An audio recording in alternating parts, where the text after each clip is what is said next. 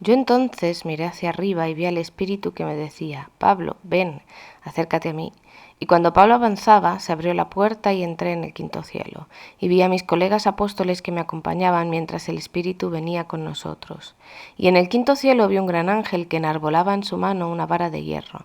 Con él estaban otros 3 ángeles y levanté la vista hacia ellos, pero peleaban entre sí enarbolando látigos, empujando a las almas hacia el juicio. Yo, por mi parte, avanzaba con el Espíritu y la puerta se me abrió. Este texto, traducido desde el copto, corresponde a un libro que se llama Apocalipsis de Pablo, encontrado en la biblioteca de Nag Hammadi. Su original seguramente fuera griego, pero solo se conserva esta copia traducida al copto, que es una lengua del norte de África. Se desconoce al autor y no hay indicios para saber cuándo fue escrito, pero en Contra todas las herejías de Ireneo, alrededor del año 180, advierte que los gnósticos, que para ese momento eran una secta muy poderosa, que no provenían del cristianismo, pero lo habían adoptado casi como un medio para expresar y expandir sus enseñanzas, solían adaptar a su doctrina las breves referencias que hace Pablo en 2 de Corintios 12 de algunas visiones celestiales. Es muy posible que se esté refiriendo a este texto que trata precisamente de esto mismo, del viaje de Pablo por los cielos.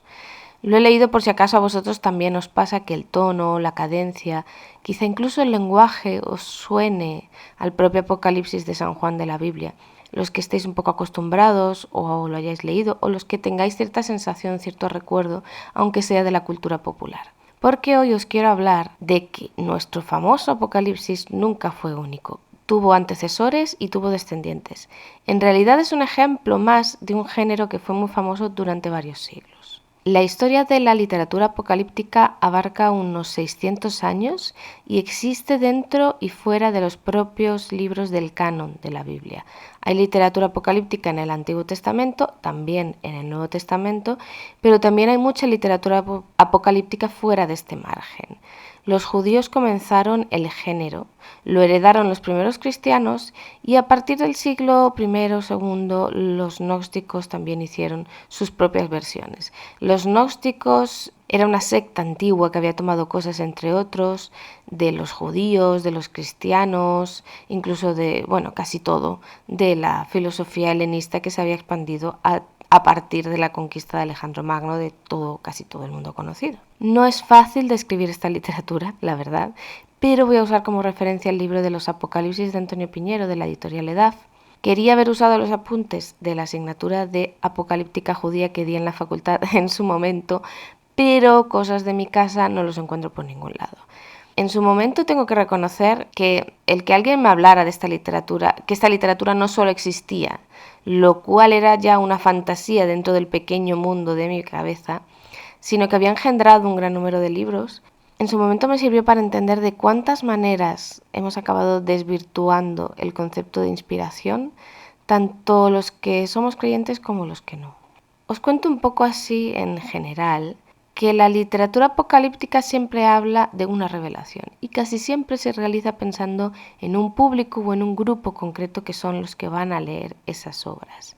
Esa revelación puede ser de cosas presentes, futuras o de realidades alternativas como lo que sucede después de la muerte. Es raro fuera de la literatura bíblica encontrarse con que los autores revelan su identidad. Como veremos, la gran mayoría de estos apocalipsis utilizan los nombres de gente prominente, de antiguos profetas o de personajes del pasado, cosas que rápidamente se deducen que son seudónimos porque ni las fechas, ni las formas, ni el lenguaje coinciden.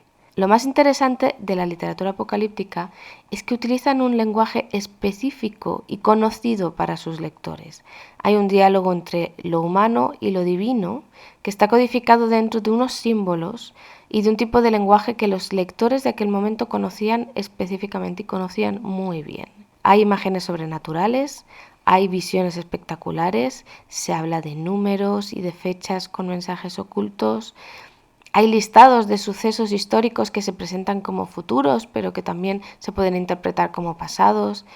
Y todas estas imágenes y símbolos se ceden y se prestan entre los autores y entre textos, en referencias cruzadas internas muy a menudo. Los autores que escribían libros apocalípticos habían leído libros apocalípticos, así que conocían estos códigos. Sin embargo, a los lectores de fuera del círculo, una vez ya hemos salido de ahí, una vez nos hemos desprendido de la cultura que engendró este tipo de literatura, pues nos resultan muy inaccesibles estos códigos. Sin embargo, hay que decir que para los lectores a los que iban destinados en su momento, estos textos tenían muchísimo sentido. Y lo más curioso de todo es que proliferaron muchísimo esta clase de texto, esta clase de literatura. Dicho esto, y puede que lo que voy a decir suene terrible para algunos, lo que queda claro es que como género literario, aunque hubiera lo que Piñero denomina un trance visionario inicial, lo cierto es que estos apocalipsis no eran un reflejo sencillo de ese trance visionario sin más, sino una elaboración literaria. Los apocalipsis, ninguno de ellos, no son una transcripción de algo, de una visión o de una revelación, sino que son una elaboración artística, quizá de un momento visionario, pero a veces ni siquiera de eso. La temática siempre suele ser la misma, aunque luego varían mucho entre sí.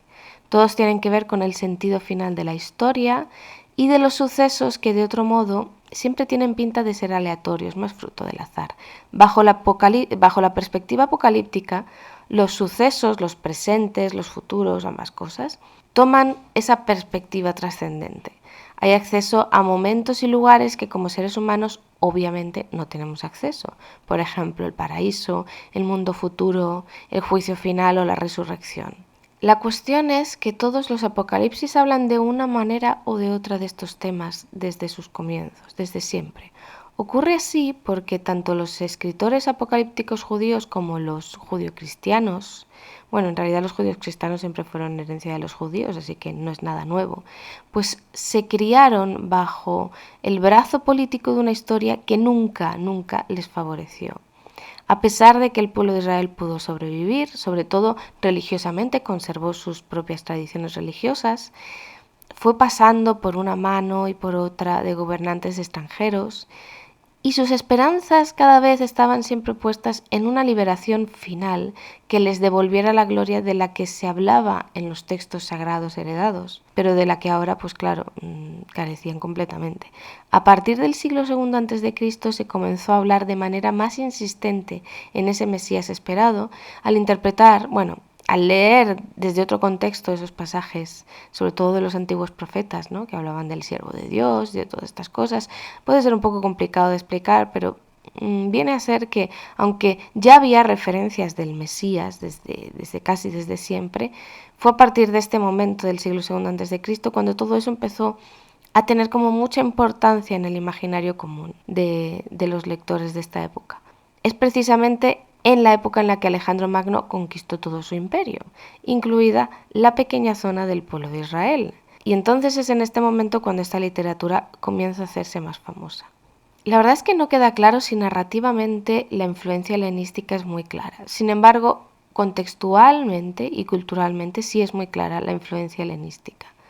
Bueno, el resto de cosas sería para alargarse mucho y extenderlo, y esto pretende ser un resumen un poco rápido. Los textos apocalípticos más antiguos datan del siglo III a.C., en concreto algunas partes del primer libro de Enoc. El libro de Enoc en sí se compiló seguramente ya en época cristiana.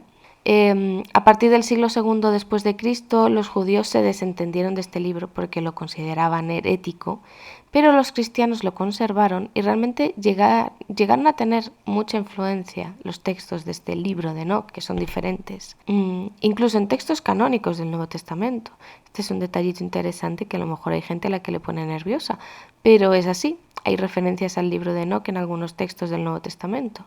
Estos son los textos apocalípticos más antiguos. Entre los más modernos se encuentran los apocalipsis gnósticos como el de Pablo, el que os he leído un fragmento al principio de todo. Hay que tener en cuenta que entre estas dos fechas se superponen apocalipsis de diferentes grupos y de diferentes temáticas. Por ejemplo, el Apocalipsis de Abraham es un texto que se cree que se compuso posteriormente al año 70 después de Cristo, que fue la caída de Jerusalén y su templo. Conserva textos anteriores, pero se terminó de compilar después y de escribir después. Aunque el origen de este Apocalipsis es judío, fue recompilado finalmente por cristianos. Os pongo este ejemplo para ver que realmente es una cosa un poco complicada de entender cómo se van superponiendo las capas, ¿no? El género era tan popular que entre los manuscritos del Mar Muerto se han encontrado 2 apocalipsis. Un himno posiblemente compuesto por el fundador de la secta en el siglo II a.C. y un rollo de casi 3 metros de largo que se llama La regla de la guerra, donde se describe la guerra definitiva entre los hijos de la luz, que seguramente eran ellos mismos, los judíos esenios, fieles a Dios entre comillas y apartados de la corrupción mundanal, y los hijos de las tinieblas, dirigidos por Belial, el diablo. Más que describir una batalla real que se espera de forma física, el sentido de este texto es mantener viva la esperanza de un futuro más allá del tiempo, en el que todo su sufrimiento y todas sus calamidades tuvieran un triunfo certero y definitivo. De los apocalipsis judíos, el único que forma parte del canon bíblico es el libro de Daniel. Dentro de los apocalipsis propiamente cristianos están los que forman parte del canon del Nuevo Testamento, que son partes de las cartas de Tesalonicenses, el capítulo 13 de Marcos y el propio libro de Apocalipsis de San Juan. Pero luego también existieron toda una serie de textos apocalípticos que llegaron a ser muy famosos y que incluso estuvieron en la lista de posibles admitidos para el canon que ahora conocemos. Por ejemplo, hay un texto que es muy conocido, que es la famosa Didache de los Apóstoles.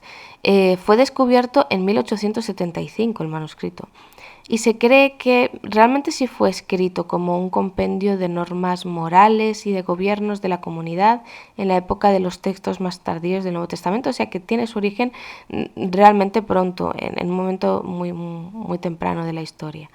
El último capítulo de esta Didache tiene un pequeño apocalipsis también. Otro texto bastante conocido es El Pastor de Hermas. Y este texto es muy curioso porque sí que estuvo a punto de entrar en el canon del Nuevo Testamento. Y lo que tiene de característico es que utiliza todas las normas del género apocalíptico, el lenguaje, el escenario, pero su temática no lo es. En realidad no le interesa hablar ni del fin de los tiempos ni nada así.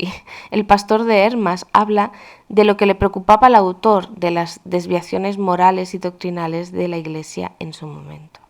Y me diréis, Noa, ¿a qué viene todo esto? ¿Por qué nos estás contando todo esto? Y tendréis razón en quejaros. No creo que os estéis quejando.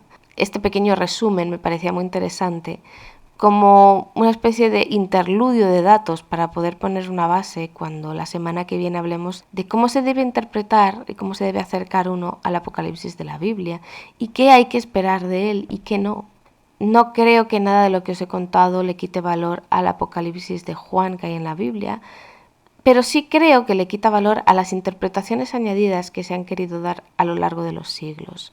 Cosas que realmente se han utilizado y han llegado a hacer mucho daño a muchas personas. Y eso es lo que me preocupa en el fondo.